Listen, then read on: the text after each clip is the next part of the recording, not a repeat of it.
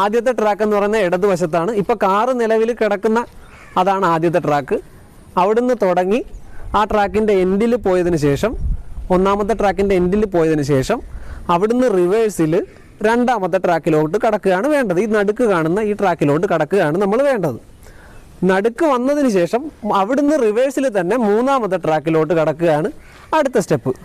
മൂന്നാമത്തെ ട്രാക്കിൻ്റെ വെളിയിൽ വന്ന് നിർത്താൻ പാടുള്ള വാഹനം മൂന്നാമത്തെ ട്രാക്കിൻ്റെ വെളിയിൽ ഇറങ്ങുന്നതാണ് അടുത്ത സ്റ്റെപ്പ്. ഇനി ഇവിടുന്ന് വീണ്ടും ഫ്രണ്ടോട്ട് പോയിട്ട് മൂന്നാമത്തെ ട്രാക്കിൻ്റെ എൻഡിൽ പോയി ഇറങ്ങുകയാണ് അടുത്ത സ്റ്റെപ്പ്. മൂന്നാമത്തെ ട്രാക്കിൻ്റെ എൻഡിൽ ഇറങ്ങിയതിന് ശേഷം അവിടുന്ന് റിവേഴ്സിൽ വീണ്ടും രണ്ടാമത്തെ ട്രാക്കിലോട്ട് കടക്കുന്നതാണ് അടുത്ത സ്റ്റെപ്പ്, നടുക്കോട്ട്. നടുക്ക് വന്നതിന് ശേഷം, അതായത് രണ്ടാമത്തെ ട്രാക്കിൽ വന്നതിന് ശേഷം വീണ്ടും ഒന്നാമത്തെ ട്രാക്കിലേക്ക് തിരിച്ചു വന്ന് വാഹനം കിടക്കുന്ന ഇതേ പൊസിഷനിൽ കമ്പിക്ക് വെളിയിൽ, ട്രാക്കിന് വെളിയിൽ ഇറങ്ങി കിടക്കുമ്പോഴാണ് ഒരു എച്ച് കംപ്ലീറ്റ് ആകുന്നത്. ഇത്